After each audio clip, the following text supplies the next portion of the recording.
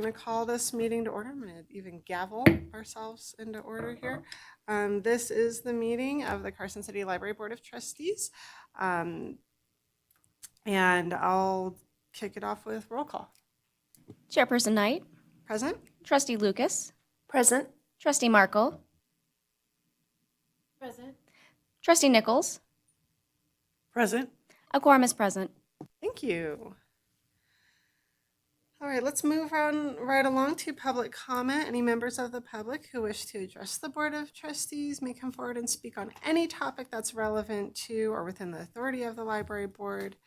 Do we have anyone in the room who would like to make public comment? Do we have anyone? Do we have a phone line? Maybe. There's no public comment at this time. Thank you.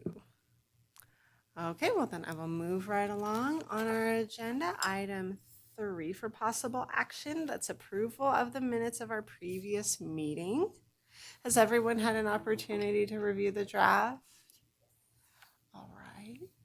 And I'll entertain it. Well, if anyone has corrections or items to edit on that.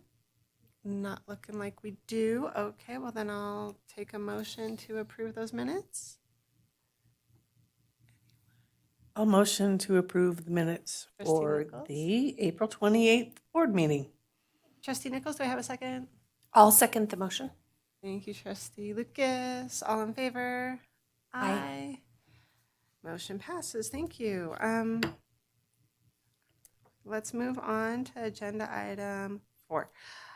For possible action. This is for a discussion possible action regarding the election of a board vice chairperson. So when Trustee Cranston left us, he also left a vacancy in the vice chair position. I think we're so close. We're so close to reelecting both positions here at the beginning of the new fiscal year, but that's not quite here yet. So let's go ahead.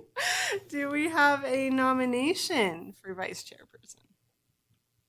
Anybody? Or a volunteer? I'd like to nominate Trustee Lucas. And I can tell by your face you want to accept that. I love public speaking. Go ahead and turn your microphone off. Of and course, tell it us would how much be you love very, public speaking. very fun to lead the meetings in your absence. So I guess I will accept. Okay. All right. Well, thank you for the nomination. Thank you for accepting the nomination. Shall we vote? Do we have a motion?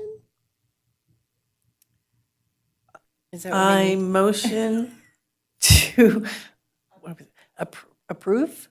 Wait, I motion to elect board member Lucas as our vice chair. I'll second that. And a second from Trustee Markle. All in favor? Aye. Aye. Do I say aye? Would you vote for yourself? I don't. I mean, it just seems inappropriate, but aye. It's allowed. It's allowed. Absolutely loud. All right, that's unanimous. Congratulations, Vice Chair Lucas. Let's move on to agenda item 4B. Discussion and possible action to designate Joy Holt, Department Business Manager and Deputy Director, to act as Director in the Library Director's absence, and to further appoint Ms. Hull as Interim Library Director effective October 1, 2022. Any conversation, discussion around this item? Why is his tenure until the end of October or end of September? I mean, he's leaving in July, isn't he? Is he though? I believe we had some overlap time there, was the understanding I had. Dr. Colgrove, if you're available and want to shed some light on that question from Trustee Markle. Yes, Madam Chair, thank you, and thank you, Trustee Markle. The reasoning behind that length of time, and pardon me as I'm beaming in from shabby ALA surroundings, that's how we roll in the American Library Association. But the bottom line with it is that although I'll begin in mid the second half of July with Boise State. The question was whether the city wanted to just cash out my time that had been accrued in terms of leave balances that hadn't been taken.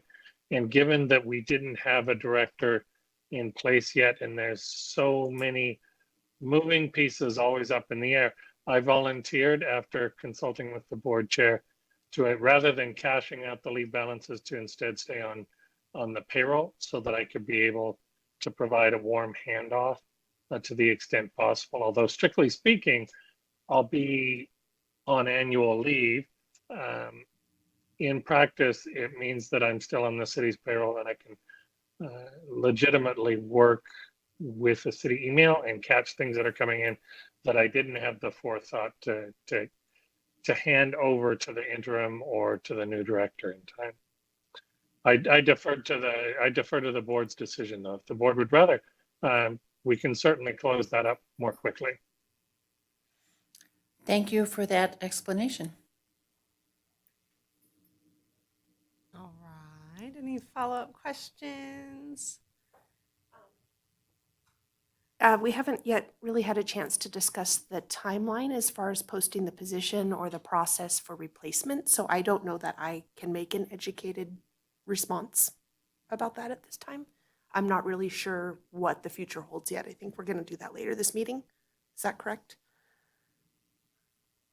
We have to start talking about that process. This would be, I thought I had seen that maybe I did not. If I may, Madam this Chair, would be the just- item for that, I think. Yeah, go ahead. Through you to Trustee Lucas, in consultation with District Attorney Woodbury, once we get to July 1, Joy Holt, who's currently Department Business Administrator, her position will be reclassified to become Deputy Director. And in that capacity, when the library director is no longer in place or physically at the library, strictly speaking, she would be serving as the acting director. In consultation, though, with District Attorney Woodbury, he thought it would be advisable for the board to consider potentially legitimizing that and just simply saying that even though it's part of the job descriptions, that it's the board's wish that the deputy director act in my place when I'm not physically present.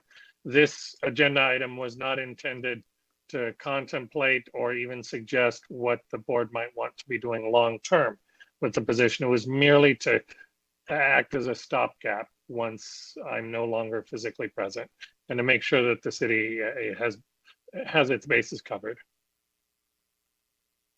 I think we were trying to account for a timing issue there. That's what it sounds like. Does that clarify some concerns, or do you have additional? It looks like in 4D, we have presentation, discussion, and possible action to revise the job description, establish a potential recruitment period, and the method and location of job posting. So I think there might be some further information there, but I mean, it sounds as if the plan has been considered and run by all the appropriate channels. So I'm good with what's in place or what's being proposed. So I would think, though, too, that these things, to the extent that we can have overlap, I always try to encourage that outgoing, incoming staff. That's not always possible, but when it is possible, that's my preference. And so I think if we're looking at this item for possible action, we do want to designate our department business manager and soon to be deputy director as of July 1, because that was something we were already working toward in our reclass, that as we've talked about our reorganization several meetings in a row and just how we're getting those positions, how we want our structure to be. That That's still not true today as of this meeting. We don't have a deputy director right now. So we do need to designate somebody. And then that second part, though, to further appoint her as an interim library director effective October 1, she'll be interim whenever he's gone. As a deputy, whenever that position is out, that's what we wanted. We wanted somebody to be the backup. I guess just thinking back to if we were to ask Director Colgrove to not stay that additional length of time, Right. I think to me that personally, I think that decision, I don't, I don't know when we're going to post the job. We don't know when we're going to, I don't know if there's no chance of overlap anyway, or, I don't know. I get you. That's, I guess, what I was trying to understand is what the timeline looked like. So if I could ask D.A. Woodbury to shed a little clarity, if you have any on that, with this motion, would we be tying ourselves to a timeline that we can't particularly foresee right now? DA, District Attorney Jason Woodbury for the record, and thank you for the question. I'll try not to be overly repetitive with what Dr. Colgrove explained. And I do believe we have somebody from Human Resources who's attending the meeting who can perhaps shed some light, if it would be helpful for the board, on the whole recruitment and hiring process. But it is, what we were trying to achieve is exactly what Dr. Colgrove explained.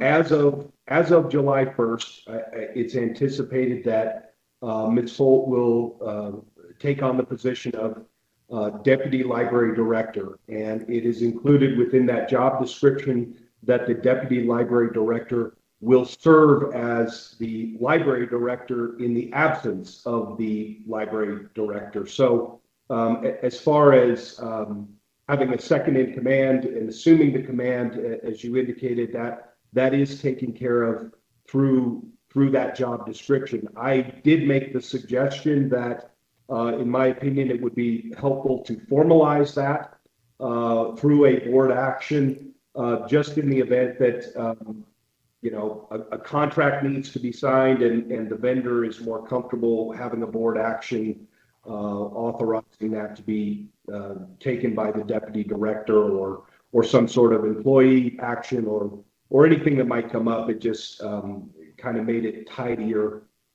in my opinion, to have a board action authenticating that. As far as whether that does anything to disrupt the timing of the recruitment process or the hiring process, I don't believe it does, and I will have to defer to the expert who would be the human resource representative in the room, but you can begin the recruitment process or the interview process at any point that you should choose. It's just that it would be limited under if you make October 1st the effective date of Dr. Colgrove's accepting his resignation. You couldn't have two library directors. You would have to wait until for that to be that person's start date, but you would certainly be authorized, I believe, again, deferring to HR, to commence the recruitment process in anticipation of that date of separation. Or alternatively, as you would have the authority to accept a different date if you wanted to go in that direction. I hope that answers the question. Thank you, District Attorney Woodbury. We do have Director Bruchetta here from Carson City HR, if you wanted to add or. Sure. So as District Attorney Woodbury correctly pointed out, depending on the direction that you give the Human Resources Department, will set the guidelines as to how this recruitment process goes. So I can tell you a little bit about what happened during the last recruitment process. When it was posted for a 60-day time period. After that, I believe that the library board met and vetted the applications. Once the applications were vetted, they then had a meeting and they interviewed the applicants. I'm not sure if at that meeting or a subsequent meeting an offer was made. However, I believe that applicant backed out, and so you had to start the process again. Either way, you're looking at a significant time period for the recruitment, because if you post it for 60 days, and we can post it as early as tomorrow at your direction, you're going to have a 60-day time period. Then you're going to have to decide as a group if you want to have a special meeting or if you want to vet it at your regularly scheduled meeting, which is obviously once a month. So depending on how you guys direct us to handle the recruitment will depend on the timeline. But I don't suspect that you will get someone in place before October 1st. Thank you very much, Director Bruchetta. Do we have any other comments, concerns, discussion? Yeah, I have a question. Let's see if I can explain myself because I'm a little confused on something. So starting in July, the director won't physically be here. So the deputy director will be acting as the director as part of her job description. Okay, I mean, I'm following that. And then starting October 1st, we haven't gone through the process yet, then she will be the interim library director. But it also says here, if she's doing these duties for a period of at least 90 days, she's entitled, as she should be, to higher wages, right? Because so I want to know when that starts, because it seems to me, even though it's part of the deputy director's duties to act when the director's not here, the director's not going to be here. It's not like, it's on Fridays, or whatever. We're talking months. And so I'd like some clarification on that, please. So our discussion with both Ms. Holt and Dr. Colgrove was that she would not be entitled to additional pay under our unclassified resolution, because the job description specifically states that when the director is out, that position that she would be in is acting as the director. So the library board, of course, can, deferring to the district attorney, make a different decision rather than follow what our unclassified resolution states in terms of the position. But we did have this discussion with both Dr. Colgrove and with Ms. Holt, and Dr. Colgrove agreed with our interpretation. It's my understanding that the district attorney's office also agrees with that interpretation, and Chairwoman Knight was also informed of that. So I'm not sure how it ended up on the agenda like this, but that was the direction that was given. D.A. Woodbury. Madam Chair, Go ahead, this is Jason Woodbury. If I could just add on to that. please. And just to indicate that what Director Bruchetta has indicated is accurate, that because of the fact that it is specifically within the job description of deputy library director that he or she will act as the library director in that job description, that takes it outside that portion of the resolution where now today it would be a different story, because today Ms. Holt's not operating under that job description. So if she were appointed as interim director today, as I say, we would be in a different context. But because that we anticipate that's going to change and she's going to occupy a different position on July 1st, it's our opinion, along with Ms. Bruchetta's, that we're really operating under that job description and bound by what it says. And in this instance, it says that the deputy serves as the library director. So we agree with that opinion. I have a question. This is Beth Markle for the record. So Dr. Colgrove leaves middle of July. Ms. Holt takes over as deputy director, being the active director. But after October 1st, she'll become the interim library director if we have not hired anyone. And at that point, she would be eligible for the extra pay, correct? Well, In the HR world, acting and interim are one and the same. In the library world, it might be different. So in our opinion, no, she would still get the same salary that she had continued to receive. Know that she will be getting a salary increase July 1st when her position is reclassified to the deputy director position. Okay, thank you for that. Any other discussion there? I might be taking us on a tangent.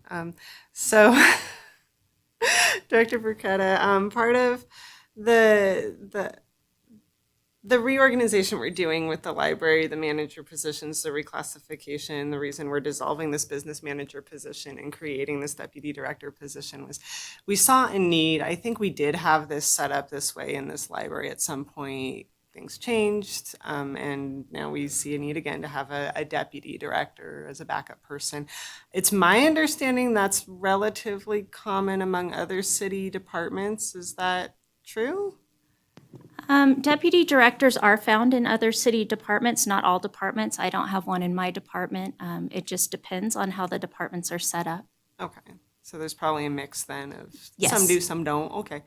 So in the case for the ones that do you ever encounter a situation where you have a vacancy at the director level, you have a deputy director step in, become an interim or acting, like you said, if we view those interchangeably?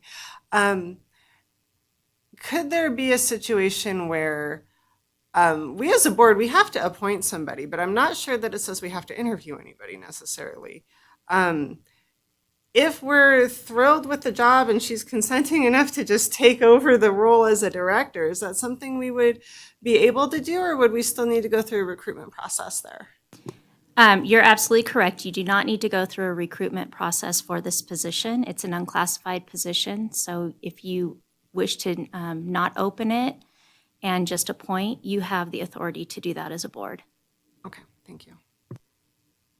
But again, I should probably defer to District Attorney Woodbury, just in case there's a state law that I'm not familiar with that would require you to actually fly a recruitment, but I don't believe there is.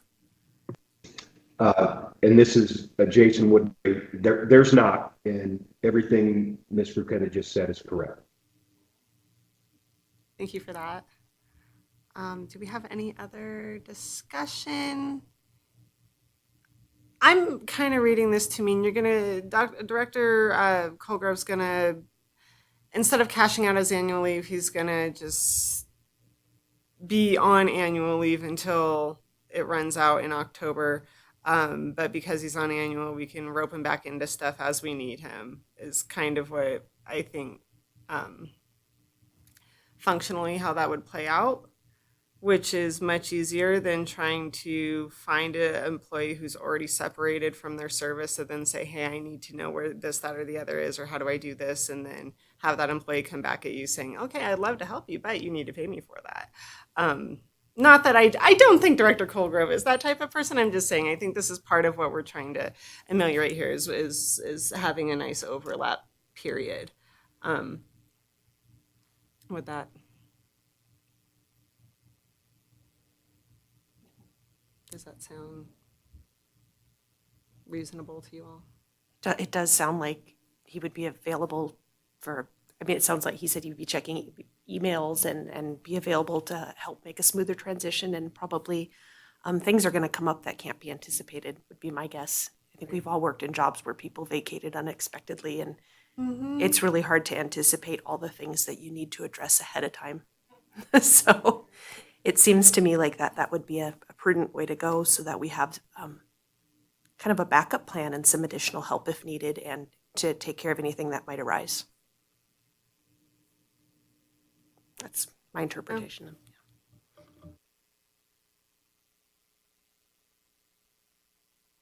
Do we have any additional discussion on this item? Does Trustee Merkel have any other questions? I know that you kind of brought it up and then we just went every direction from there. Is this something we need to make a motion to, what do we have to do here? I mean, we're talking about it. Seems okay to everyone. but is there I think some official? we want to put on the record, Director Pragata. Yes, please. Yeah, we ask that you accept his letter of resignation with Okay. a date certain. So it would be the September 30th or October 1st, that, whatever date is. Let's double check the letter. September 30th was Yeah, the that's right. resignation date. So effective, the first would be the, So that's the motion we need to make, that we accept his resignation effective September 30th. Okay, 2022. did we also in that same, right, do we also in that same motion need to designate Joy Holt? I feel like it might be separate because she becomes July 1st, so those aren't Right. tied together necessarily. I would tend to agree, because he's not gone yet. All right. Okay, so I move that we accept Dr. Colgrove's resignation effective September 30th, 2022. Thank you, Trustee Markle. Do I have a second? I'll second. Thank you, Trustee Nichols. All in favor? Aye. Motion passes unanimously. Thank you all. Do I want to go ahead then? Can I go ahead and make a motion to designate Joya Holt, Department Business Manager and Deputy Director? Or that to, well, hang on. I don't know that we need a motion, I think we need a motion to accept, didn't we need a motion to accept her because it's part as of, of July 1st? that's already been in the works, the July 1st. But there was the discussion about if a contract might needed to be signed, if the board had signed off that she was our new deputy director.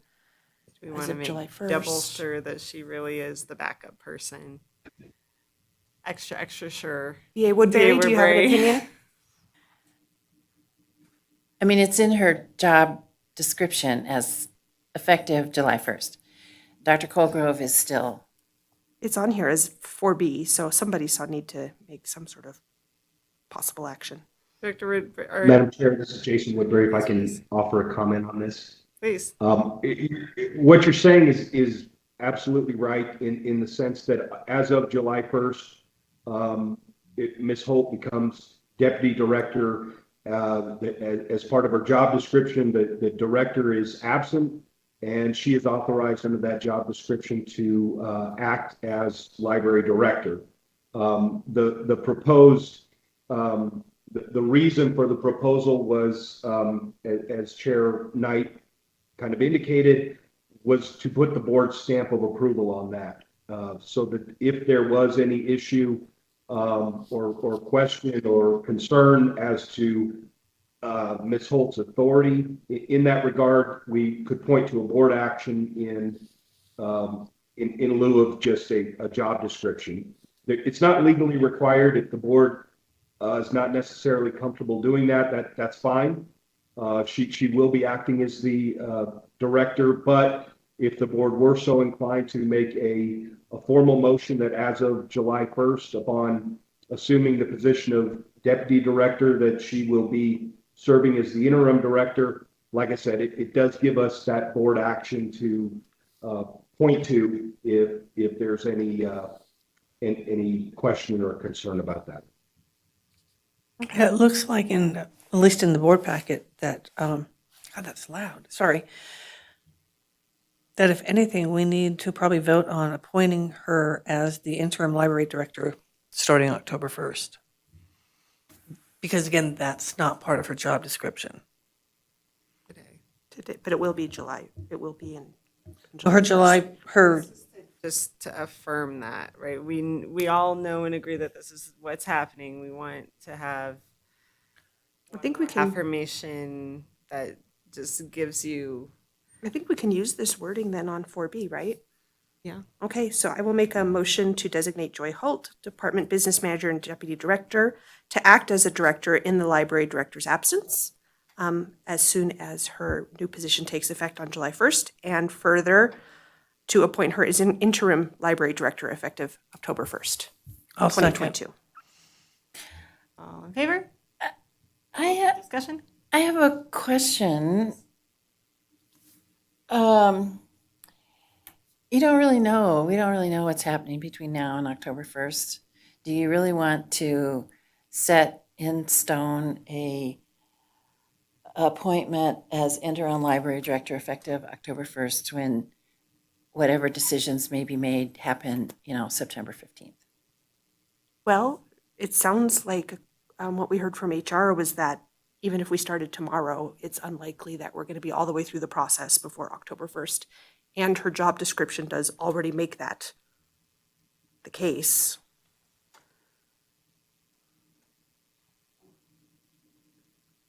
And it's interim, it's not permanent. So should someone come in and replace the library director, this would be null and void, would be my understanding. I don't know. Would it be null and void? Well, if you've got an interim person you appointed beginning October 1, if by some miracle we've appointed somebody by September 15th as a director, then you don't need the interim anymore. Right? True, you don't, but you've appointed her as interim. Right, but interim is only in effect if there's no director. Is that correct? Right. So DA Woodbury, if by some miracle we had a new director before October 1st, this would just fall off, correct? Because the interim would be unnecessary? Or would we take another board action to just put that then nice and clear for public record? Right. Jason Woodbury for the record. All of those are options. I would suggest that maybe the easiest option is to, if Trustee Lucas would amend her motion to say that Ms. Holt is designated interim library director in the event that the position has not been permanently filled by that date.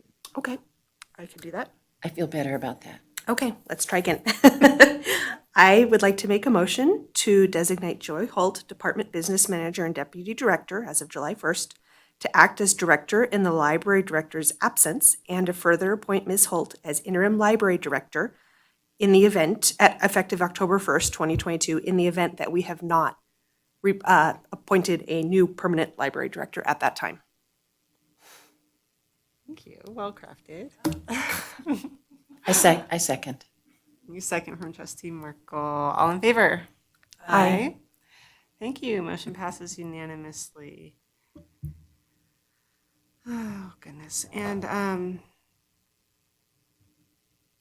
just a quick thank you to Dr. Colgrove, and you should be proud of the work that you've done here. Let's move on to agenda item C. Discussion and possible action to conduct the annual unclassified job performance appraisal and evaluation of the library director. And given that he is on his way out, I would just like to view this eval in perhaps a little bit different frame if we are thinking forward of what the feedback from staff can inform us on as we craft that new position. And think about what we'll be looking for in recruiting, but also it might just be a nice little way to stitch up that resignation too, to say, here's how far you've come. So with that, do we have discussion on this evaluation? Anything that we want to say? Did we get the 360 in here? Or no? No. We didn't. Okay. No, I never saw anything. No. No. The evaluation's not, The evaluation's a separate form from the from the 360 eval. So. Okay. Right.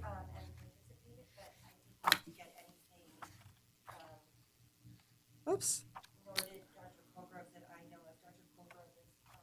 I thought we delivered it. Yeah. I didn't see a link for it. No. No, I have the results. I thought they were gonna go. We have our form that we fill out that is our eval, plus the compiled 360. I thought we put those together to distribute, but I don't think we have them. Clearly, we don't have them in the packet here. So I could give a brief Department, Joy Holt, Department Business Manager, for the record. No, I didn't receive anything because it would have been in here. And I think Dr. Colgrove and I, and he can correct me if I'm wrong, were under the impression that, that it would be, the results would be dispersed amongst y'all, and then you would be discussing those results here today. Right. Without them being attached as public record to the agenda. Wouldn't it need to be public, though? I don't If we were know. discussing it in a public meeting, we wouldn't have materials that the public couldn't view, right? It would need to be public, yes. Right, okay. I received an email from you that had the results. Right. I thought, Of the 360, correct? But I think, don't we have a draft of the evaluation now with? yeah, so those of you who were able to fill in and respond to the second part of that, so we had the 360 compiled and then we had the eval form. So we did get those compiled. Thank you, HR, for your assist in that. And so those two things I think would go together, but they would need to be delivered. Madam Chair, just to underline what Joy Holt, Department Business Manager Joy Holt stated, is quite correct that neither of us have received copies of the 360 input to the evaluation itself. Through you, though, to District Attorney Woodbury, I would ask if it might be possible to make that content part of the public record, if you could distribute that at this meeting as late materials. I don't know if that would be acceptable. It can be distributed at this meeting. A copy does need to be provided for the public, and it does need to be posted within 24 hours of the meeting. But if it's available now and can be distributed, that would be acceptable. It could be available now, in my understanding, electronically. Would it need to be printed and available in this meeting, or posted within the 24 hours? Both of those. A printed copy would need to be provided on the table at the back of the room there, and then it does need to be posted within 24 hours. Okay, do we want to take a brief recess and see if we can make those things happen and come back and? Well, we can definitely get it posted within 24 hours. So I think we can probably track down a copy machine somewhere. If not, I'll run across the street and do it.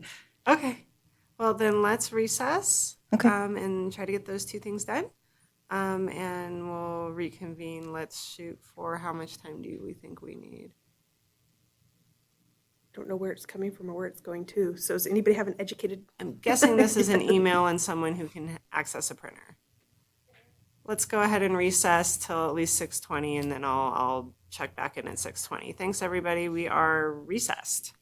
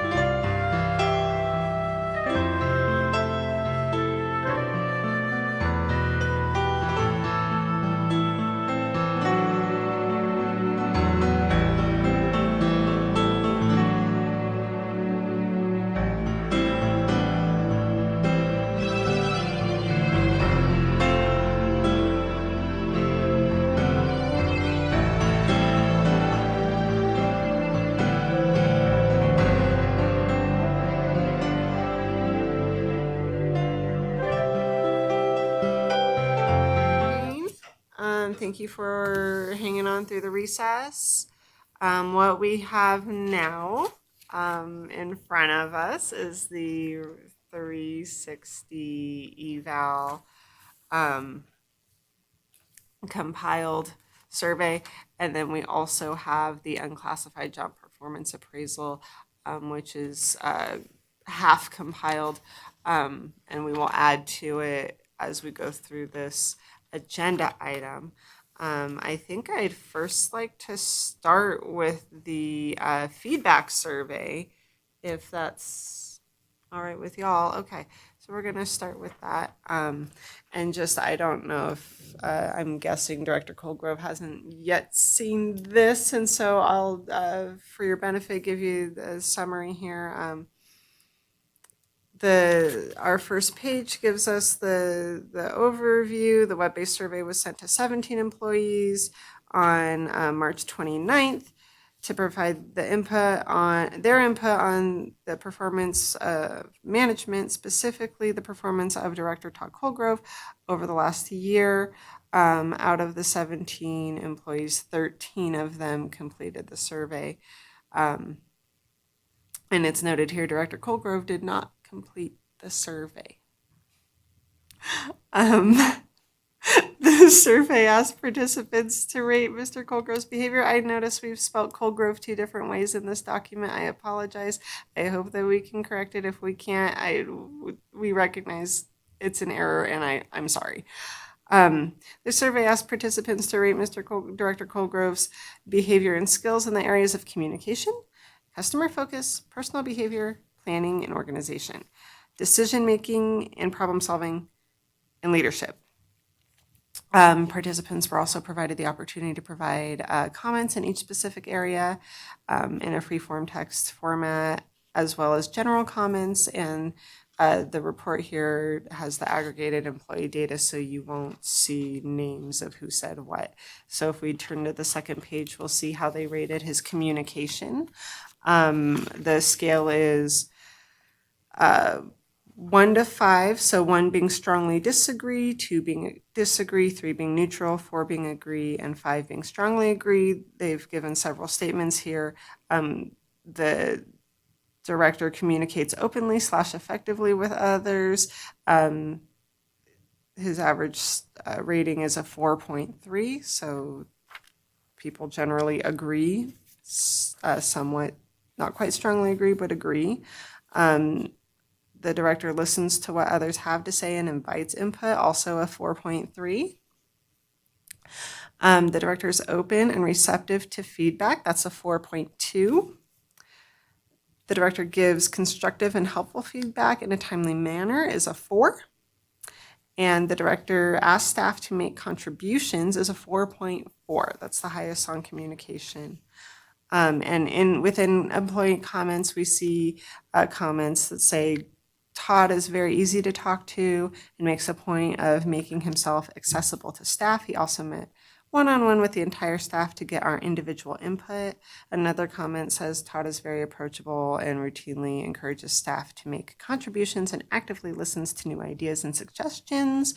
Another comment states, sometimes it feels like Todd isn't straightforward when giving answers or isn't telling us everything, and then parentheses, not that we need to know everything, but it'd be helpful to be in the loop more on what he is doing for us.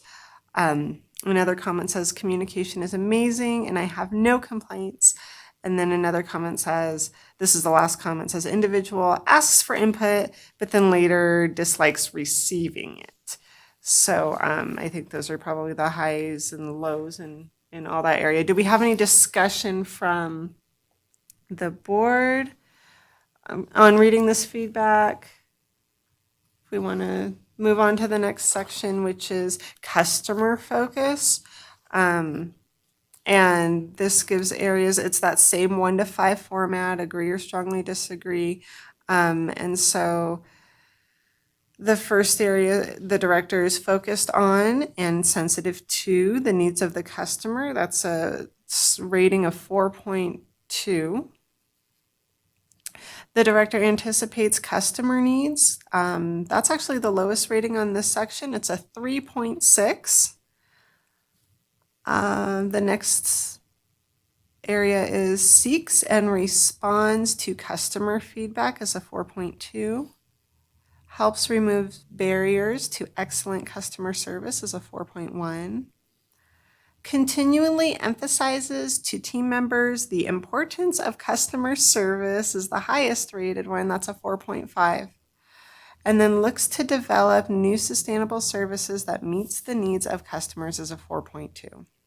Some employee comments here, we have kind of a long one. Todd has done a great deal of work toward fixing the unprofessional and unethical damage done to the library's customer service practices and the public's perception of the library as a whole. In particular, the homeless are more welcome and treated with greater respect and compassion. Customer-related procedural differences with board-approved policy are corrected when discovered. Technology, spaces, and services unnecessarily closed or restricted to the public are reopened or in the process of being reutilized for the public's benefit. The library's programming is being realigned with great success to serve the actual needs and interests of Carson City's public. Significant and deliberate barriers to access have been removed or are in the process of being corrected. The general needs of the public are the priority again. The library's social media is much improved. Plans are in the works to improve the website. Staff are free to serve the public in line with the library field's, quote, best practices again, and in particular are free to ask questions that could result in beneficial changes to our customer service procedures. The library's arrangement and spaces in general are improving with the public in mind. This is a short and incomplete list. That's just one comment. The next comment, a little shorter. Todd has been very clear about the importance of customer service and how it relates back to the vision, mission, and objectives of the library's strategic plan. Another comment says, sometimes I feel like Todd should work a service desk for a full shift at least once a month to really get the feel for what great customer service is like in reality rather than what great customer service should look like theoretically. And then the last comment we have is the customer focus is very strong and seems to be at the forefront of attention at all times. Do you want someone else to read? Any? Yeah, if Trustee Markle, do you want to take personal behavior next? Share, so you I don't have to- appreciate you. Thank you. This is Beth Markle for the record. The next area is personal behavior. And the average employee responses to the first one is highly ethical with a 4.3, acts professionally with a 4.4, treats others with respect, 4.4, actions and behaviors are consistent with words, 4.1. There's 4 employee comments. Todd's always been very respectful to me and to others as I've observed. He's very collegial in his attitude toward others and demonstrates sincere concern for staff's well-being. His attitude and demeanor are professional, respectful, and patient. If I were to summarize this, I would use the word patient. Also, while I'm not privy to our detailed hiring practices, we seem to be doing more open recruiting and promoting from within on merit, not inside or outside association alone. It's greatly improving our staff as well as morale. I think this is the result of a highly ethical approach to hiring. I've observed this change under Todd's leadership, so I feel safe to assume these improvements are the result of his specific direction. Next comment, Todd always behaves professionally, respectfully, and behaves in a way that demonstrates strong ethics. Next, Todd is awesome, but sometimes it feels like he is all about something and then we never hear about it again. Next comment, the last comment, I feel very welcomed and respected in my workplace, and I feel the patrons receive a high level of respect, dignity, and attention. Personal behavior is always in line with this. Somebody else? Did anyone else want to jump in to go over the planning and organization? I guess we'll just go round robin. All right, Beth Lucas, for the record. Planning and organization. Our average employee responses are 2, encourages others' involvement in making things better, 4.4, has an understanding and awareness of industry trends, 4, anticipates repairs, replacements, or upgrades for the facility, 4.1, and appropriately manages the financial resources of the organization, 4.2. Employee comments. First, Todd has frequently encouraged and empowered staff to become honestly involved in the present and future of the library. In particular, at multiple staff development days, staff were included in strategic planning sessions related to the overall improvement of the library. He also met one-on-one with the entire staff to get our individual ideas on planning. 2, Todd has consistently encouraged everyone to be involved in making the library the best it can be. He seems to display a strong understanding of industry needs and openly discusses possible replacements or upgrades needed. Also, he consistently emphasizes the importance of using the library's financial resources most effectively. And last, I wish he would tell us more about industry trends that he sees from all his meetings and conferences.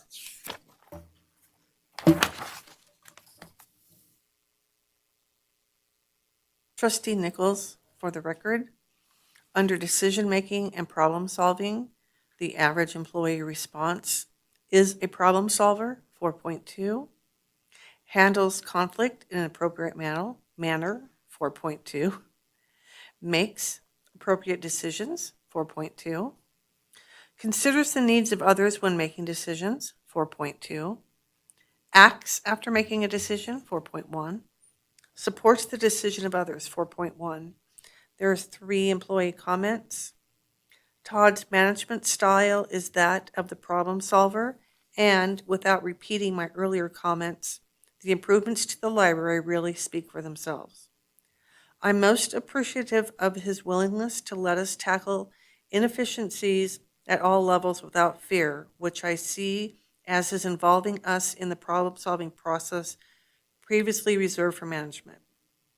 He is willing to make the hard decisions and ask the hard questions. He also asks the questions nicely, which is helpful. The next one, Todd is definitely a problem solver and seems to handle conflict in a calm and effective manner. He seems to always consider the overall needs of each of us and the library when making decisions and is quick to take action when appropriate. Next one, less brainstorming and sticky notes, more doing.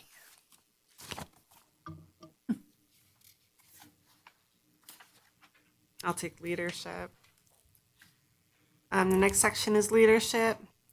And the areas are inspires continuous growth and learning in others. He's rated a 4.3. The director seeks input from all team members is a 4.4. The director supports a team environment is a 4.4. He sets clear performance expectations in advance is a 4.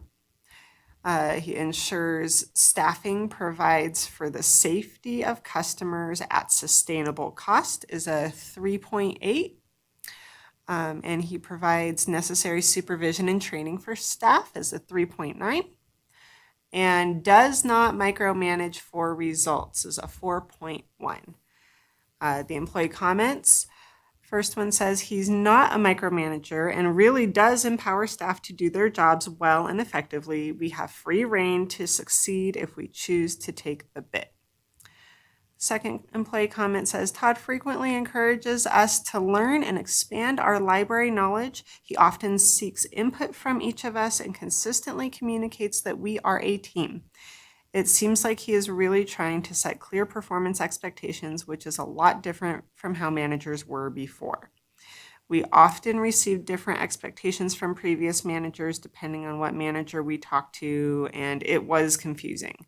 Todd often makes efforts to ensure that we all feel safe. He also provides supervision without micromanaging.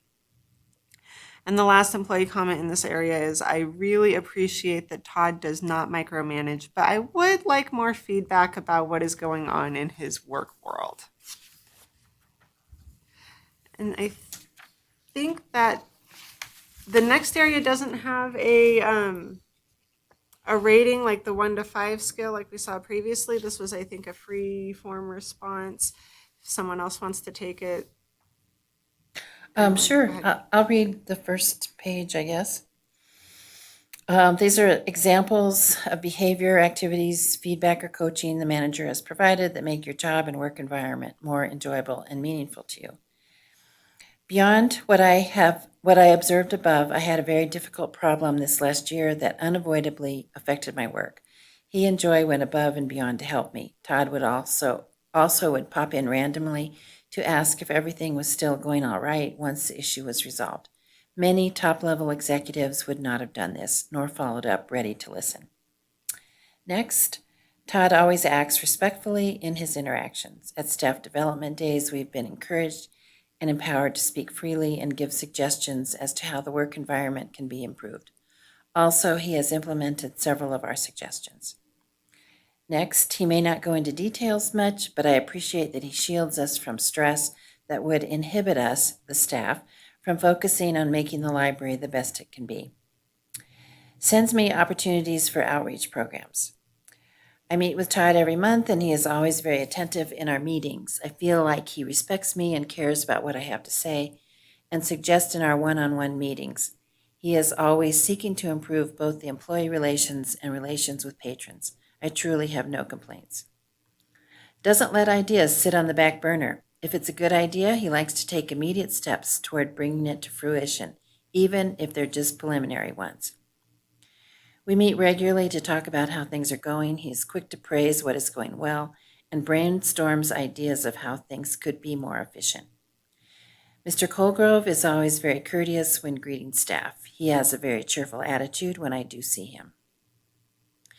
During staff development days, he will ask everyone to participate and put their ideas on the board to give everyone a chance, which is really meaningful because it makes us staff feel like our ideas are being heard. He will bring in small party favors like donuts for staff to enjoy for all the work we've done as a thank you. He will check in with us as he goes by for coffee to make sure we're not having any issues, and if we're not feeling our best, he will check in to make sure if we need to head home or not.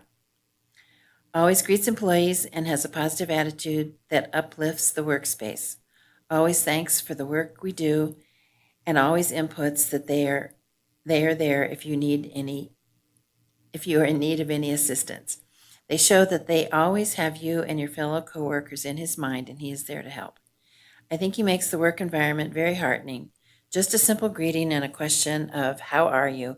can lift one's mood, considering he always does this with a positive connotation is very meaningful. Todd has many qualities that make working with him a pleasure. He is kind, friendly, approachable, supportive, and positive. I feel like he wants the best for this library, the employees, and the patrons. Assistance with daily tasks and learning how to run new procedures. Comments on my work so that I am able to adjust myself to work more efficiently.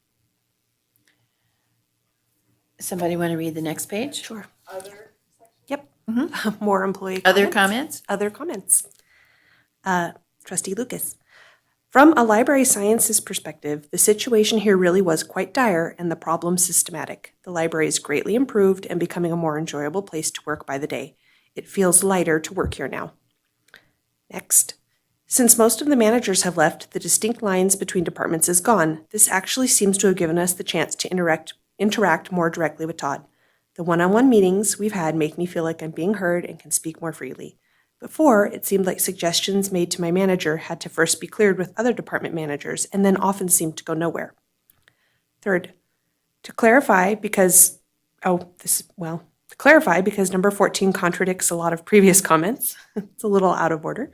I want Todd to share more of the good ideas and things he's learned and perhaps a schedule with us, the staff, but he can continue to shield us from the aspects that are stressful and unnecessary for us to know. Next, with this employee as the director, it is a very hostile work environment. Next, I answered neutral on many of the statements because I only work 12 hours a week and do not have much interaction with him because of my position. And lastly, this is hard to fill as there's two sides to the coin where he can be a good director and some days not so much. He will inquire feedback but favors only certain staff members, usually those of higher status or the male gender. He is friendly and open with his staff in a professional manner, but when it comes to communication, there's a mix of outcomes, and we aren't always directly informed of things that might be important for us to know. Thank you, guys. That concludes the 360 eval feedback. And thank you all for being patient and reading this so that it's nice and clear. Everybody's on the same page since we didn't have it in the packet. Did we want to discuss any of that feedback survey? I feel like we're probably headed toward more discussion in the eval. Let's just move on. The unclassified job performance appraisal here, we have some of the comments from the trustees already compiled into this document. We'll add a few more here tonight, I'm sure. And then I think we can get these posted, like District Attorney Woodbury said, we can get these posted in 24 hours. So with that, we'll take a look. So this first page goes over major job responsibilities and then goes through the specific objectives on the next page. I think the only comment that we see here as a general comment is that during the past year, the library has undergone significant staff turnover, especially at the management level. And while this has presented hardships, Dr. Colgrove has been able to use this as an opportunity to rethink the library's organizational chart and staffing structure, open up communications at all levels, and improve staff morale and workplace culture. And then as we head specifically into the objectives,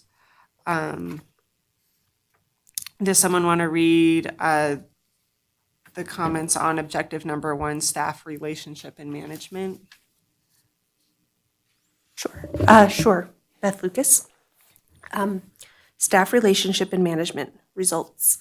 Dr. Colgrove leveraged open management vacancies as an opportunity to reevaluate the current needs of the library and community, successfully reclassifying job positions to be of the greatest impact. While staffing levels had been below average during this time, the majority of feedback reflects that Dr. Colgrove has been able to shift resources so that patron needs have been met, staff is engaged and are cross-trained to cover more tasks, and public engagement is increasing. Staff largely feel that the director is accessible and that he encourages and values contributions. Feedback shows that his management style of trusting employees and encouraging them to take ownership of their tasks and responsibilities has been well received. Communication with staff has improved since Dr. Colgrove's last evaluation. One possible area for improvement would be to be aware of taking on too many new ideas, because if that could cause some to seem as if they are being abandoned. Director Colgrove has proven leadership skills. The staff seems to be thriving because of the director's engagement and behavior towards them. There is one area that may need improving. Employees praise his communication style, but feel that they are not always told everything. As a trustee, I have always enjoyed Dr. Colgrove's interaction with the board. I would like to hear that employees are told as much as they should know and then understand why there are some things that they do not need to know. Thank you. If we move on to objective 2, board relationship. Does anyone want to read that one? I will read that one. Board relations, Trustee Nichols for the record. And Director Colgrove strives to provide the board with all the information we could need to help us serve the library. When asked a question, he will answer thoughtfully and thoroughly and will follow up at later meetings when requested. Director Colgrove is a pleasure to work with. He is direct in his answers to the board's questions and directions. He is willing to listen to suggestions and does his best to incorporate new ideas for the library. Thank you. Do we have anything that we were going to add? I'm sorry, I didn't ask you if there was any it's other okay. things you all wanted to add into those 2 areas. Okay, so then let's take a look at objective 3, strategic plan objectives. I'll read this one. While navigating through the second year of the pandemic and high-level staffing turnover, the director has remained focused on improving Carson City and surrounding area residents providing Carson City and surrounding area residents the most relevant and needed services, the greatest schedule availability, and the most welcoming environment without bias. The board appreciates the sensitivity being shown to our most vulnerable community members and the measures being taken to provide them with support. Recent measures have been implemented in board meetings to establish and track metrics related to strategic plan goals. The board looks forward to hearing progress updates quarterly. Director Colgrove has met many objectives and has a timeline for the rest. Director Colgrove has made this his priority. When we discuss issues during board meetings, he makes it clear that the community is his priority. I'm impressed that he is working hard to bring the library to those less fortunate and those who are struggling with issues not necessarily associated with our library. Do we have anything else we wanted to add to that section on strategic plan objectives? Okay. Okay, and then we'll just go one more, the financial management and oversight. Did someone else want to read that one? I'll read that one. Thank you. Trustee Markle for the record. Information provided by Joy Holt and Dr. Colgrove show that the library manages its finances conservatively and thoughtfully. The budget appears to be respected and managed capably with sound judgment applied to the use of limited resources. The steps taken to reclass an existing position to deputy director show foresight and care for the organization. Dr. Colgrove has demonstrated sound financial management and oversight. Thank you. And we have a section down here that's not specific to the objectives. We have some comments. Here's one general comment. The broader changes made in the prior year under Dr. Colgrove's leadership to better align staffing needs, remove silos in the jurisdictions within library departments, do more with less, and increase relevant programming and community visibility and engagement are noticed and appreciated. Most staff report a more positive workplace environment and increased job satisfaction. Do we have anything else we wanted to add there? I think we did a pretty good job, you guys. You guys did a nice job writing. So the next one, impact of unanticipated events / conditions.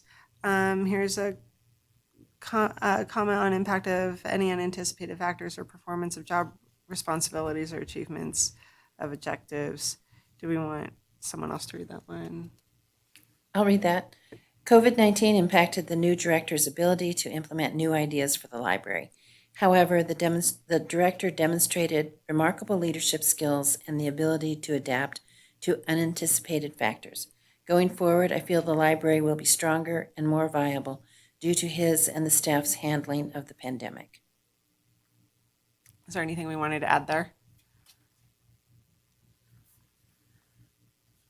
I did notice that, I guess, and I think I'm guilty of this as well, we don't, not all of the boxes with the rating, or actually the boxes with the ratings period, have not been selected. Is that something that we need to do at this meeting tonight? Yeah, I think that's for Okay. this meeting. Yep.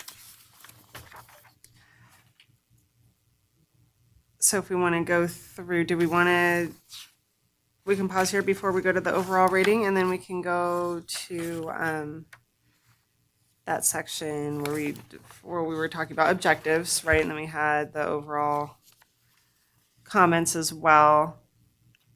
Which box would you check? The options are outstanding, above expectations, meets expectations, or unsatisfactory. Is this top of page 2? I'm looking at, oh, you're right, I do need to go back one more. I'm sorry. We're going to go back one more. Top of page 2.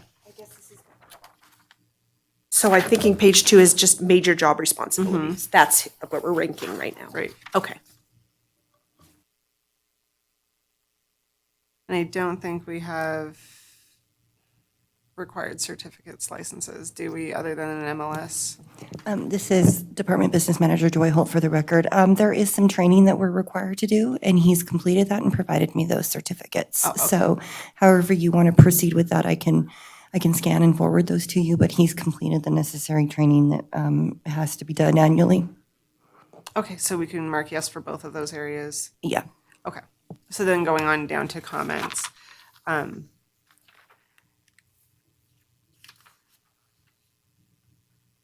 Did we want to check boxes? Oh, we should have done this as we were reading them. Reading.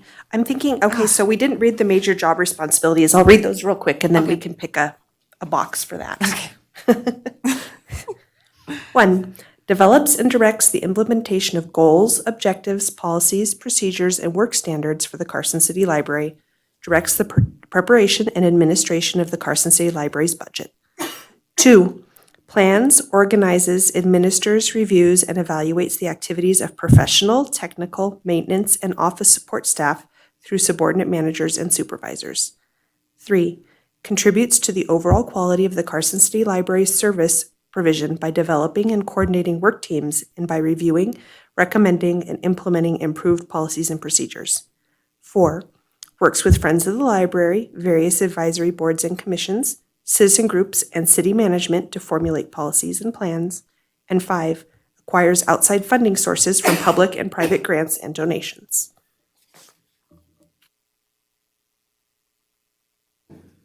Okay, so for the rating for this section, options are the same: outstanding, above expectations, meets expectations, and satisfactory. I'm so sorry.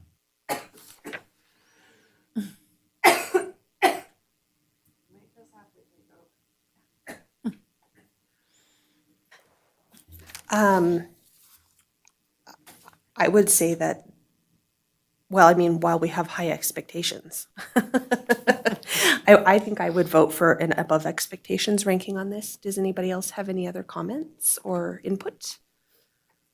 Or anything you'd like to add to this section about his major job responsibilities? I would just like to say that I find it, I don't want to get emotional.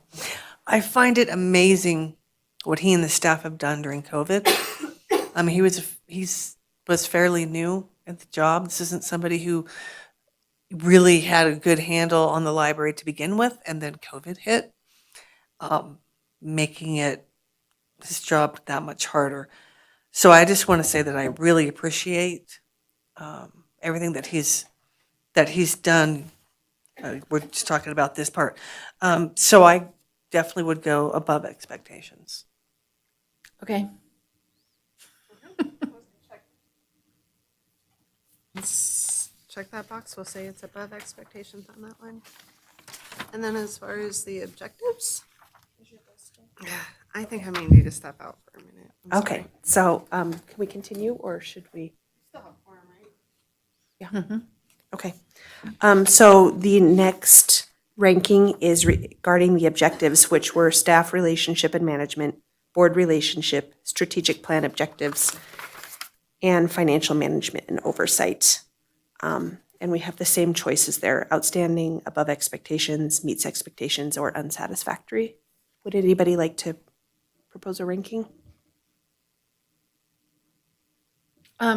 This is Trustee Markle for the record. I think that he's done a very good job in a challenging, not just environment, the COVID pandemic environment, but the staff environment as well, having to, really take a hard look at what was going on and the people involved and the managers resigning. It's difficult to pull all that back together in a way that that the staff appreciates. So I would tend to say above expectations there. I agree. Okay, so we're going with above expectations on objectives. Next, we have the impact of unanticipated events and conditions. In our case, this relates mostly to COVID. Same rankings. Do we have any opinions on the rankings of that? And I would say for myself above. Oh, we've already got one on, or the comment. We have a comment on here that someone is exceeding, or something that we've already got that he is exceeding our expectations. I would vote for above expectations, if not outstanding, because COVID and staffing changes have been quite the forces to be reckoned with. Overall rating. Well, I'd also like to add, as we were reading, at least for me, when I was reading the feedback, how staff responded so positively. I mean, there's a lot of changes going on. And he opened up a line of communication and made them feel like valued employees, valued members of a family. I mean, somebody said, they had an issue and he followed up with them and it was a personal issue. Where was I going with this? So I almost want to say outstanding because it's very hard. You don't often see someone step in and have to make the changes that he made, but it be positive impact. And you can tell from the feedback that the employees really appreciated him. And I think that's really hard to do. Like you said, you've got all those changes, you've got COVID going on, but yet everyone seems to feel very positively towards him. I'd just like to make a comment, Melanie Bruchetta, HR Director. The overall rating is the rating, basically the average between the two ratings that you just gave. Oh, got it. Okay. Oh, thank you. Got it.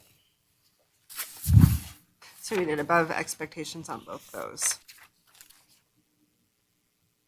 Do we leave that as above expectations, or do we want to reverse ourselves and change those other ratings? No, I'm comfortable with above expect. Do. Okay. Okay.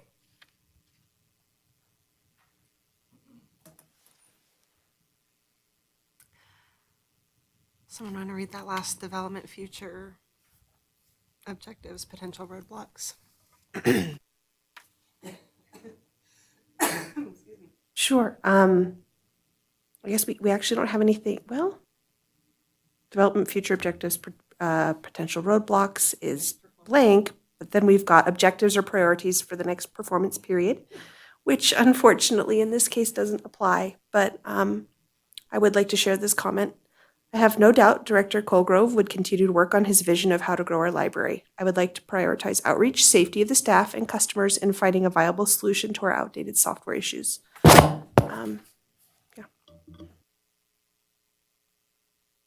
Did you get that, Joy? That might be a good jumping off point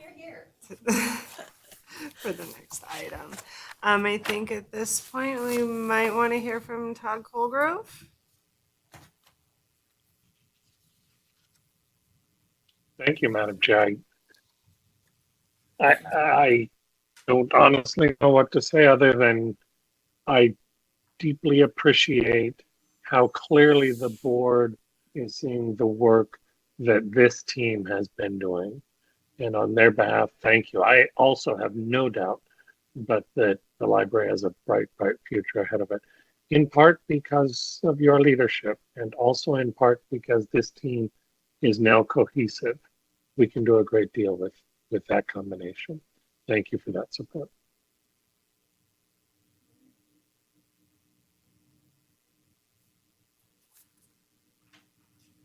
And with that, we say the evaluation is complete. Do I need any kind of board action to go along with this? Jason Woodward? This is Jason Woodbury for the record. I would recommend a formal motion to approve the evaluation as you've discussed. Okay. Do we have a motion? Trustee Nichols, for the record, I motion that we approve the evaluation that we just discussed.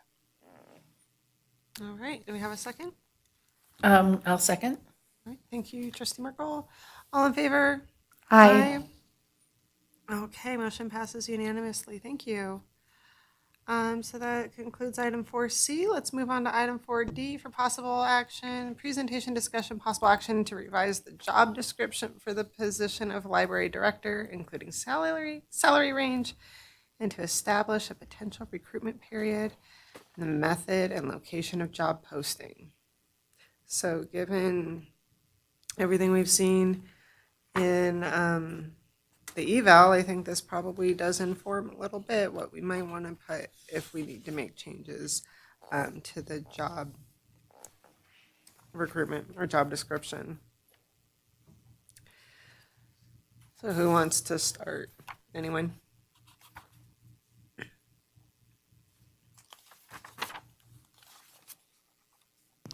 I'll go ahead and introduce myself. Megan McCarthy, for the record.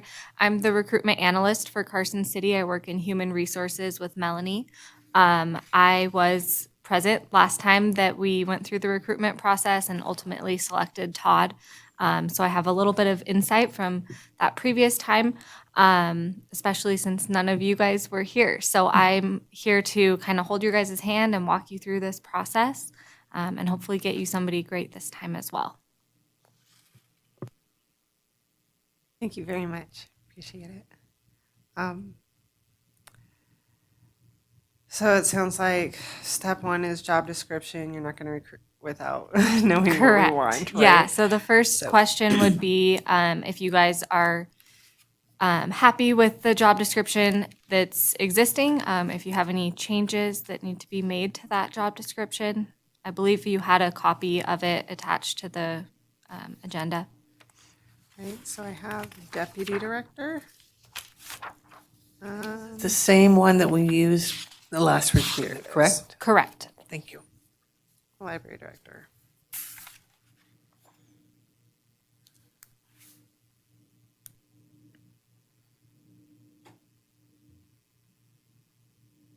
This one mentions Adams Hub. Does someone want to give some background on that? Do you have background on that?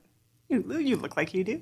So the Adams Hub, this is Joy Holtz, the Department Business Manager for the record. The Adams Hub was a sort of entrepreneur and kind of an incubator.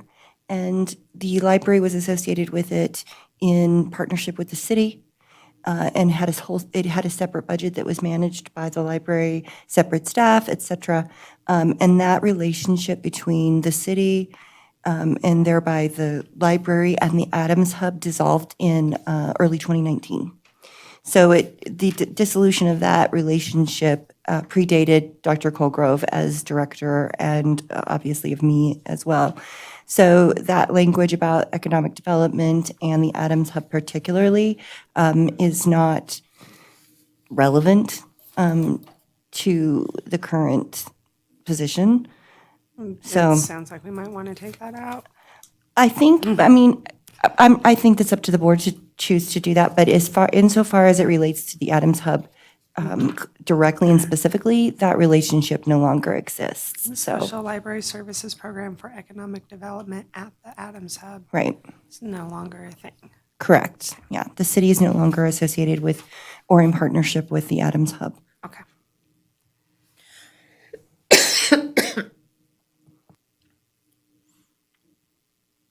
I don't know, this may be an unpopular opinion. I'm Let's not hear it. sure that I feel prepared to completely redo or adequately evaluate this job description tonight, as well as decide when we're going to post or if we're going to post. I was unaware that it was a possibility that we could directly nominate somebody. If we so were to choose to do that, I don't know that we have the necessary information. I feel like I don't necessarily have haven't had enough time to really mull that over and think about that and maybe gather some information to make a decision about that. I also don't want to make everybody come back for a special meeting, but I mean, what are our options here? Is there any way we can slightly delay the posting of this position, or?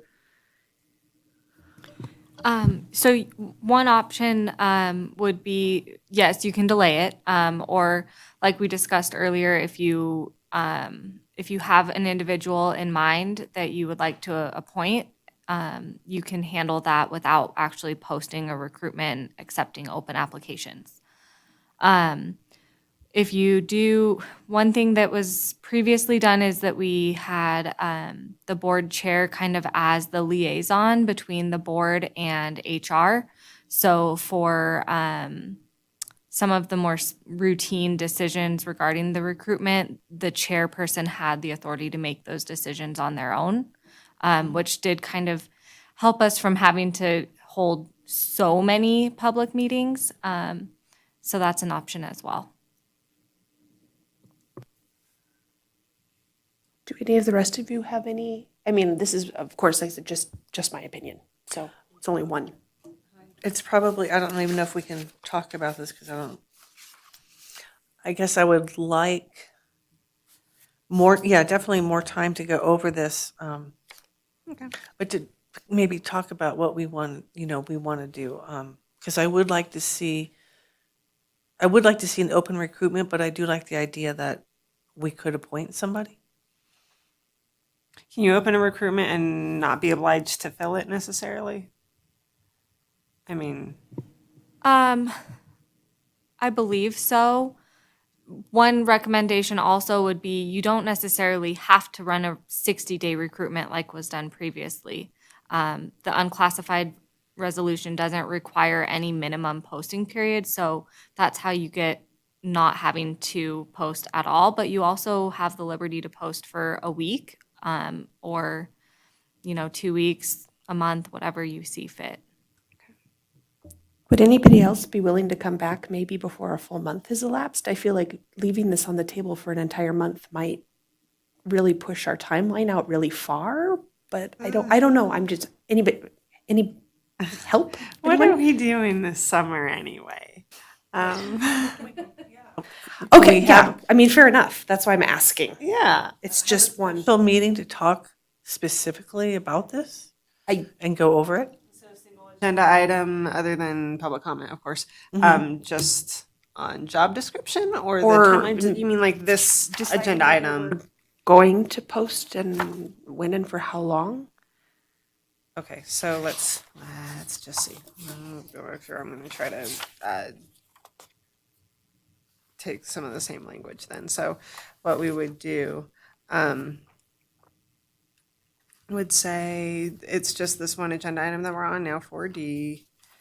Presentation, discussion, possible action to revise the job description for the position of library director, including salary range, and to establish a potential recruitment period, the method and location of job posting. You want to maybe table that to another meeting, special meeting where we only have that as the agenda item.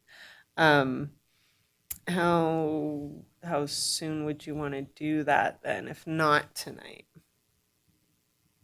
I feel terrible. I don't want to be disrespectful of anybody else's time to make everyone come back. I just feel unprepared at this point to, You want to sleep on it?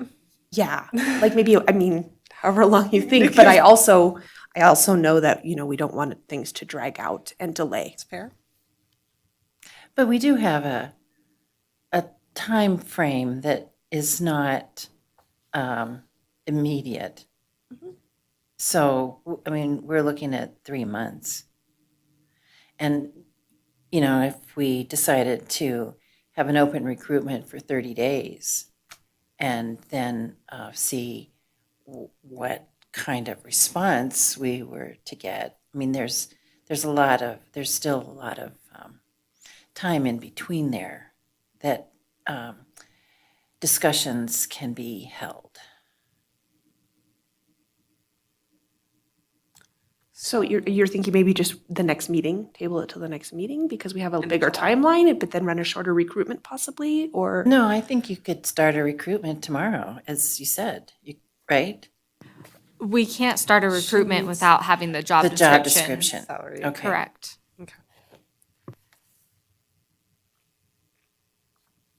I would just say generally that I would want to remove that special library services program for Adams Hub from the job description. I'm not going to ask somebody to apply for something that we don't do anymore. There was some, Range too, I'm unfamiliar. I also don't feel qualified to say whether or not that's an appropriate salary range. I think if that's the same one that was used 3 years ago, it might need a little updating. It has been updated It from has that been. time. Okay. The city's compensation schedule is updated July 1st of each year. And so for the next recruitment, we will use the most recent compensation numbers. Okay. Yeah. Thank you. And there's a bullet point also in here that I would like, when we have time, I would like to discuss. Okay. Maybe changing some of the language. Did you want to still, we can still have a conversation and just not take an action necessarily. We'll see how you feel. We'll check in with you. Okay. If everybody else is ready to proceed, like, don't make me. No, that's okay. I don't We're gonna bring you right along with us. Okay. What was that, Trustee Nichols? And this comes from the feedback that we got from the staff. Something jumped out at me. Confers and works closely with the management team to provide direction and leadership, problem solve, and make policy exceptions and changes as required for effective service delivery. I don't know if we have a management team so much, and I think I would like to soften that a little bit, because I would like to find somebody who comes in and knows that working with the staff and conferring with the staff is very important. And again, I'm taking this from the feedback from the staff. So if we were to just take the word management out, Right, right, and just say the team. I mean, right, yes, or- like I said, I'd like to soften it as much as we could. what do we think To- about that? That works for me.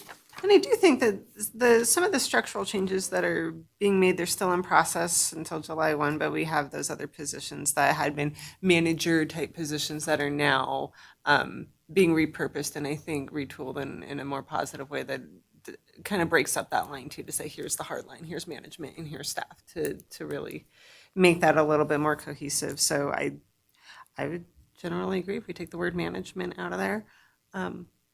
Anyone else have thoughts on that? All right. So we have another bullet here, works with Friends of the Library, Library Foundation, and various advisory boards. So I guess we're various advisory boards, right? Because it doesn't say specifically Board of Trustees. And then Foundation, I believe, is folded into the Friends at this time? Or did they separate again? How did that work? This is Joy Holt, the Department Business Manager for the record. So formerly, many years ago, we had a foundation and a Friends. Some libraries still have both. Some have one or the other, but they're not the same. Right, And we do not have a foundation. right. So my understanding is the Friends of a Library is more of like a, your fundraisers, like a PTA might be, right? Like they've got a bookstore, they raise money, they make their donation. Yeah, I would call them a funding arm. Okay. Yeah. Okay. And then where a foundation might be something that goes after maybe larger grants that have lots of money tied to them for very specific initiatives, but not library on the whole. Is that? That's typically how they work, and then they're actually usually the role that they serve is more along the lines of advocacy on behalf of the library and libraries. So, when a library has both, they work. I've seen examples of them working together and sometimes not working together, but they function differently, and statutorily they function differently per NRS. Right. So in our case, being that we don't currently have a library foundation, would we want to leave it in anyway in the event that one forms, so we don't have to go back and change it? Or do we take it out because it's not reflective of what's true now? I don't want to give somebody who's looking at a job description the impression that they're going to have to work with a foundation that doesn't currently exist. I think we take it out because it's not true now. Okay. If at the time we have to do this again, it is then true, I guess it would need to be relooked. It would have to be approved again. Okay. Well, there aren't really various advisory boards and commissions either. I mean, I would Other tend, departments have, right? Like the Parks has a board, right? Planning Commission's their own Correct. thing. The Board of Supervisors. I kind of think that's an, And I would point out that one one advisory board that we do work with is the State Council on Libraries and Literacy that is the advisory board to the state library. And is very much a part of the decision process for competitive grants through the Library Services and Technology Act, et cetera. So we do typically, for example, when we apply for competitive grants, it's the State Council on Libraries and Literacy Advisory Board that we discuss and, for lack of a better phrase, defend our proposal to. So, Got it.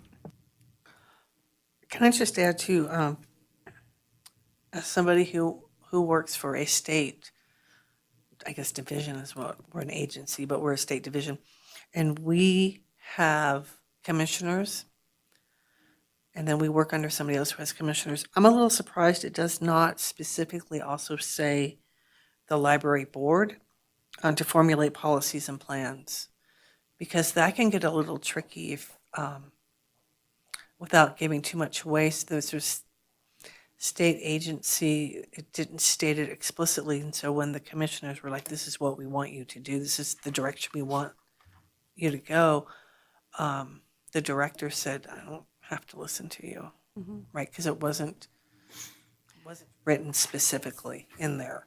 So again, this is Joy Holford, the Department Business Manager, for the record. I would point out that there, whilst I understand what you're saying, I would just point out for informational purposes that the state of Nevada has an NRS that governs all of that. So there is NRS 378 and NRS 379 that speaks specifically to the role of trustees, boards of trustees at libraries, and what the expectations are. okay, So, thank you. yeah, so, and we're unique in Nevada, just as a side note information, we're unique in that we have that so clearly directed, and so that speaks to that for libraries. Great, thank you. This is Trustee Markle for the record. I would say for that particular bullet point, I do agree with Ms. Holt that it would be appropriate to add the state council, the Nevada State Council on Libraries and Literacy, because that is a very important entity among the libraries in the state. The Library Foundation, part of me says leave it there in case it ever happens, but it's more important to me that we put in the State Council for Libraries and Literacy.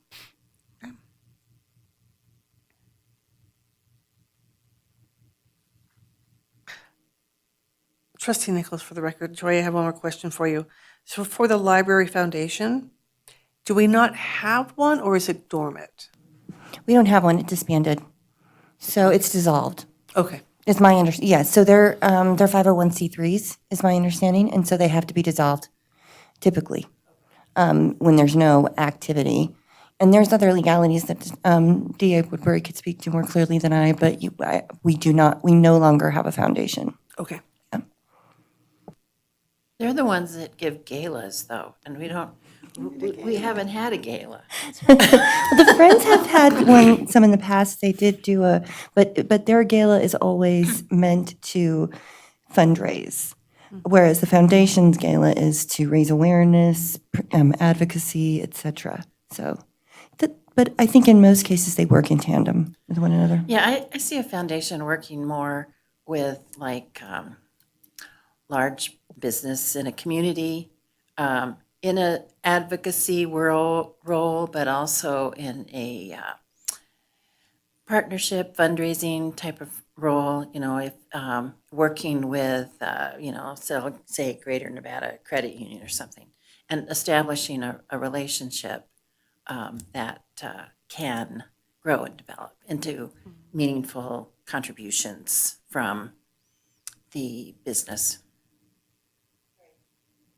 Now, as far as the Friends group though goes, have they had a meeting? You know, I'm a member of the Friends, and I haven't heard anything. So We'll leave them on the list though. Yes. they do have a pending meeting, and we can discuss that off record if you'd like. There were some developments with it today. Really related to. I think they had one last month because it was on a Monday night, and then I was going to go. And then I got off work and cooking dinner and went, oh my God, I forgot about it. I never got any. Oh, I get emails. That's really how Yeah, I'm supposed to also. I mean, I actually paid my $20, Right, so, right. but Your email on no, a I list. did get a coupon for a free book, but that's all I've received. I Megan, think it was on their Facebook page too. I don't remember. I felt really bad because I had made a Oh. point and I was like, I'm going to go, and then didn't go. So Megan that's on McCarthy me. for the record. Sorry, I did not mean to interrupt. I don't know that it's truly necessary to identify every single specific group that this director will be interacting with. I think we could easily lump it into a more general statement of various boards, groups, commissions, and just kind of cover them all that way, rather than worrying about every single group they may potentially be in contact with.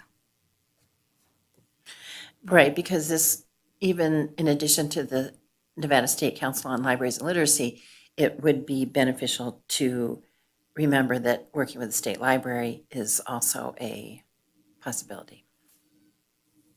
Correct. You could really go down that rabbit Yeah, hole of right. all the possible. Yeah. Yeah. Well, I think that also might give us a sense of where our intentions are and what we would go to. I mean, even just in the summary of the job purpose, where we say under the direction of the Board of Trustees, but if we wanted to point out per NRS 378 and 379, I think we could. I think that might be useful if we were considering a nationwide recruitment where people might be familiar with libraries not specific to Nevada or what is customary here. So maybe in that conversation, we're thinking a little bit more about how recruitment would be. I would want someone to have some type of indication that, yeah, you work with people. Like, of course you work with people. You're a director, you work with people. But to say, well, here in Nevada, we put emphasis on a friends group. You don't have a foundation. So the way it's laid out here to call out those two specific groups and then just say, and in that catch-all term, various other advisory boards and commissions, I think that's kind of one way of calling that out too. We need to remove the library foundation. But I think that's just kind of a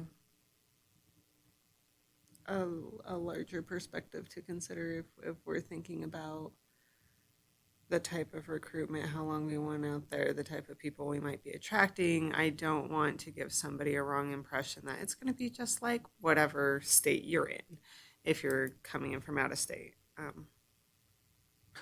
Would it be appropriate to ask Dr. Colgrove what he thought? I mean, because he was somebody who had to read this and responded to it. I'd like to know if there were any surprises or something that he thinks maybe should be changed now that he's been the director for 3 years.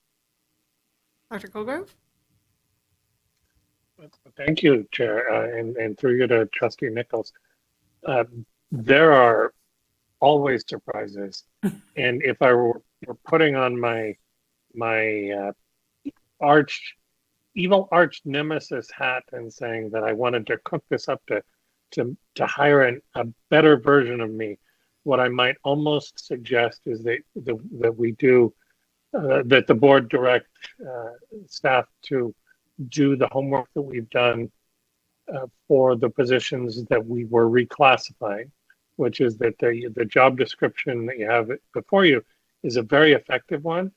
It could probably get better if you had a couple of examples of other library director job descriptions, say that Joy Holton and I can dig up that we think might help you brainstorm some modifications.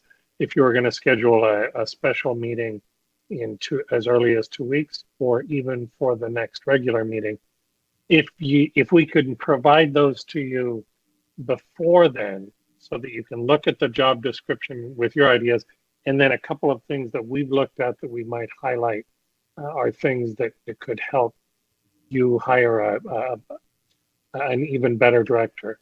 If you'd be open to that, and not to throw Department Business Manager, soon to be Deputy Director Holt, under the bus, But that's what I would do if you were telling me to do it. Thank you, I appreciate that. What do you think of that? Okay.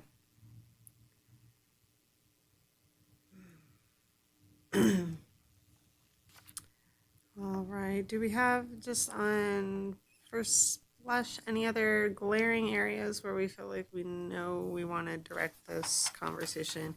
If we do end up taking into next month's meeting, at least we have a starting point here. I certainly we're going to take out the special library services for Adams Hub. We'll take out the library foundation. We'll take out that management team language and just make it a team. Is there anything else we want to kind of consider for tonight? Did we want to hold off? What are we thinking? I think it's a good idea to look at other library director job positions. I agree. Megan McCarthy for the record. May I suggest that perhaps you gave direction to staff to work with HR in developing a proposed job description? We can work together, myself, Dr. Colgrove, and Joy Holt, on developing a proposed job description that could be reviewed by you guys and either amended or adopted at whatever next meeting. Would you like this? Like that? I would just add to Joy Holt, Department Business Manager, for the record, that that Megan, Dr. Colgrove, and I have a lot of experience doing this together, so With we're the other ready. Positions you had to reclass? Yes. We have a rhythm. Good. All right. This is Trustee Markle for the record. I would like to see that, I would like to have that proposed job description in advance of when we usually get the minutes and the agenda for the meeting to allow for a little bit more time to review. Can we post that agenda a little sooner than we typically do? I mean, Yeah, and this is Jason Woodbury. I was just going to chime in on that. We are restricted in that we can't provide that draft if it's going to be the subject of a discussion at a meeting.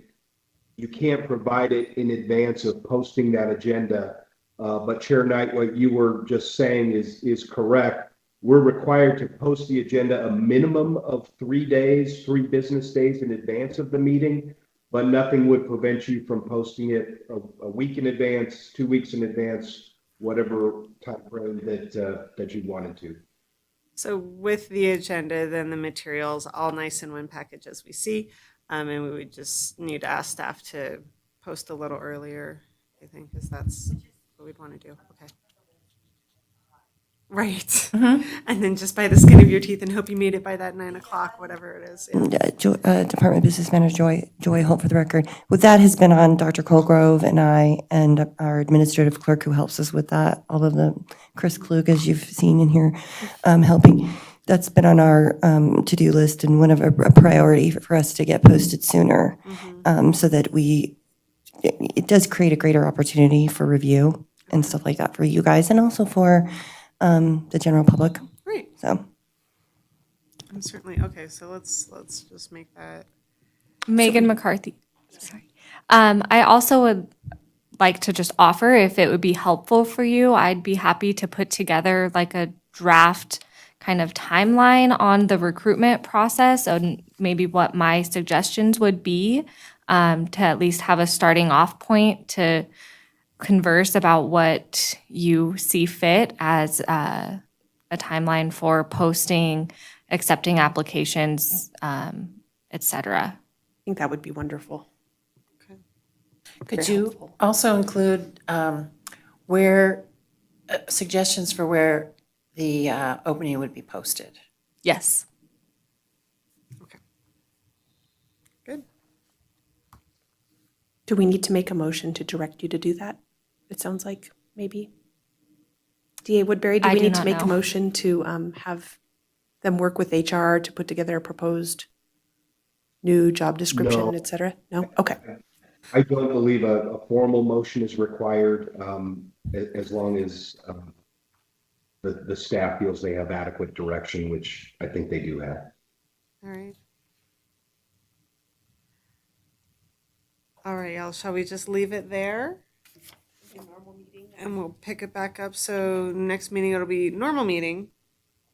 We'll include this agenda item, but then the other staff reports that we would typically do, right? So they'll make up for this month end. You want to turn your microphone on? It will be after the start of the new fiscal year, but we can provide where we ended up. Perfect. Just to get us caught up. Good. Okay, well then let's do that. So I'll go ahead and close this item. Are we going to close it or table it? We'll table it. We'll table the item. Table the item to next meeting. And I think you know your assignments. So that's good. Okay. Our next agenda item moving along is agenda item 5, information only. Any board member announcements or requests for information? Anybody have anything? So Trustee Nichols, I have something, this is just really nerdy, but it's, Okay, but let's hear it. it is library, subject library. So I have been using my Kindle and I've been using Libby. I moved over to Libby, okay?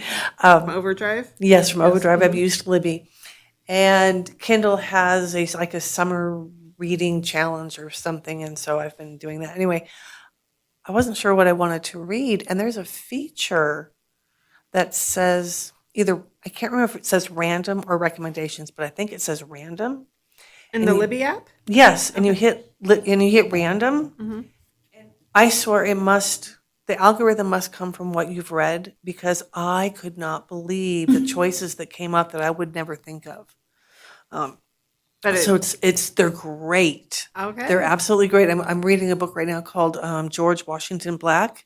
Oh. It was shortlisted for the Man Booker Award. I read that book. Did you? Yeah. Yeah, I just started it and I really like it. But anyway, I really love that feature, and I would encourage anybody who says I don't know what to read, and if you have any recommendations, just hit the random. Cool. Does anyone have anything else? I want to pick back up that thread. Okay. Joy had mentioned something about possible board member information that you said you could share. Yes, this is Department Business Manager Holt for the record. Yeah, as it happens just today, I spoke with the city manager's office. We have 2 applicants that their applications and the interview process will be on the, I think it's July 12th, second week in July, Board of Supervisors meeting agenda. The agenda is not drafted yet, so it's not posted. Or if it's drafted, it's not posted yet. But what happens is they reach out to the candidates and let them know what the process is, they go through the selection process, and then they make the decision. So sometime in the middle of July, we'll have a new board member. Great. Do you know the names of the people? Yeah, but I don't know if I'm at liberty to disclose it without it having been on an agenda already. I don't know, DA Woodbury? They told me, but I don't know if it's public knowledge. You're responding to a board request for information, so it's not prohibited from you to disclose it, for you to disclose it, but if you prefer not to, that's fine too. I'm not uncomfortable disclosing it. The one gentleman's name is Johnny Olivas, and the other is named William Harris. Carson City is a small town. Is it anybody you know? Okay. Well, I did, of course, I did some cyber stalking, and they both are local businessmen, so. If they're the same Johnny Olivas and William Harris that I found. We'll see. We'll see what the Board of Supervisors decides. I'll look forward to that. Anything else? Okay, I just want to pick back up on the thread we were talking about. Ebooks, audiobooks, Libby. It's great. It's fantastic. Was it last meeting? The meeting before? I'm sorry. things kind of run together for me. Director Colgrove had given us a kind of overview on some of the pieces that he had taken away from a conference he attended, one of which having to do with the cost of those materials that are electronic materials, ebooks, audiobooks that are available through the Libby app.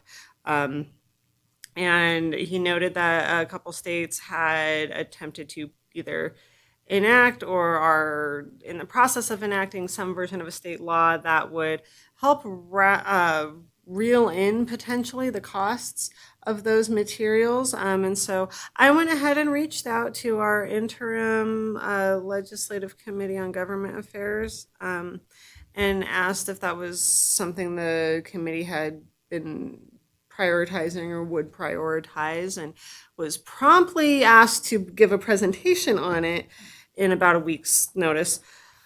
So we did that. You can go online and watch it if you want. I tried to give a good overview. You made the front page of the Nevada Appeal, so. So that happened, and I want you all to be aware of it.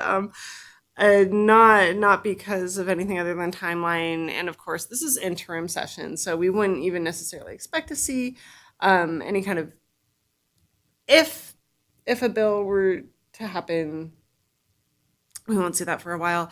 I think that committee will probably put together their interim recommendations or a report sometime in August. Yeah. Yeah, that's typically the timeline, and then they'll, they'll really start cooking a plan together in start of the early fiscal, or calendar year, sorry. And Yeah. this is always the way it goes, though. I think when you're dealing with legislature, it's a lot of very kind of stretchy timelines where you feel like they have all this time, and then suddenly everything's compacted. That's always the interesting thing, right, is that there's all this lead up, and then they're literally drafting the BDR a month before it goes to committee. Yeah. It seems like that's always what happens. So there did seem to be some interest among the membership on that committee to pursue legislative remedy to this, although we are seeing in other states some snags, just kind of depending on what the strategy is. So if it's something that's interesting to you, you can go watch that presentation. I'll keep you posted as I can. If it looks like it's going anywhere. But I wanted to make that announcement to you all for your situational awareness. And then also, Madam Chair, yes, my apologies. If I may interrupt, of course. I would encourage, staff could certainly send a link out email with the time just of the presentation and the discussion that you led in that committee. And I would really encourage the rest of the trustees to give that a good watch. You not only made the front cover of the Nevada Appeal, the arguments were solid and cogent, and not to accuse you of hiding your light under a barrel. I saw, when I watched that, potential stakeholders from both sides, both the Senate and the Assembly side of the legislature, and the board chair herself, wanting to advocate and carry this forward. And that definitely caught the attention of the NLA nationally. And so there are other resources that want to be of support to help libraries in this state, because it's the right thing. It's tap dancing in a minefield, and the more input that we can have from our colleagues on the board, the better. Again, with your permission, we can send that link out to that Anyway. recording to the staff. Yeah. And I will also share that I had an extended meeting with the Dean of Libraries at UNLV yesterday, briefing her on exactly the same topic, and she was just beside herself to hear the progress that the Carson City Library, in your person and working with the legislature moving this forward.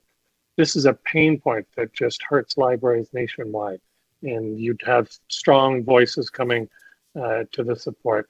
If the BDR can pull something together that is rational, that won't get immediately struck down by the lawyers trying to sue a to stop from the publisher's side of the house.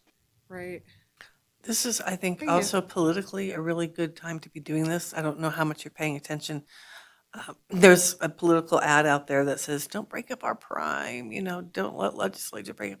That's not what it's about, actually. It's, I don't know if you know, but the Congress is looking at the big companies and Amazon in particular, because they seem to be the only, what do I want to say, purveyor, or the only supplier, like, they're setting the prices for things. So they actually want to look at Amazon and kind of break that up. And so any technology that, they're looking at any technology that's hurting people. So, I mean, this is a really good time to say, ebooks this is just outrageous for a license. And it's interesting that it is a licensed model now. You don't actually purchase the thing. No, You don't and they own can the take thing. it, and they can take it away, and Amazon has taken, I think it was, ironically, George Orwell's 1984. They took that away because something happened. They said, well, I don't know, any licensing, Of course but it had to be. I know, right, of all of them. But yeah, Brave you're new buying a world. license, and then they kind of dictate it. I'm not telling you anything you don't know, but they dictate what you can do with it. Like, for instance, I'm reading, on my Kindle. If I wanted to loan a book to one of you, I could only do it for 2 weeks. Yeah. You can only do it once. Right, and it's so Couldn't do that with a print copy. You can only do it, yeah. I mean, for the duration book of that, or I haven't found where there's a start over period. You get one shot. You can lend it, an Audible purchase to someone one time, and not just, let me rephrase. I could loan once to you. So I could loan it a total of 4 times, but I could only loan it to you, Trustee Markle, one time. That's it. I only can do one piece of material once. So if I decide to give you, whatever I'm reading right now, or lend that to you in Audible, that's my only time that I get to lend it to you. So that is really what it's talking about, right? This legislation that they're calling, we're going to take away your prime. no. Yeah. Yeah, that's not what they're doing, but that's just one example. And so that good for you for, Well, I have to light on that. Now's the time to do it, I think. I have to say I'm somewhat heartened to know that they're doing it to just John Q. Consumer and not specifically targeting public institutions, although I can't, Well, it's not just publishers, but yes, it's everything. And it did sound like, too, like this was potentially a pain point as well for school districts, which I think we need to be allies there as well. So that's, like I said, just for situational awareness, please feel free to share that link if you want to sit and watch me nervously explain things to people. But I have every intention to carry that through as far as I can to make the needs known. And I think this is probably just kind of a pickup of a conversation we had previously when we wrote that letter, for example, to the state librarian around, the grant amount. And yes, while we appreciate what's there, to say, here's what an NRS that could be there and isn't. So that's just kind of in that same vein. We had that conversation here as trustees around following through. So this is just one more leg for that.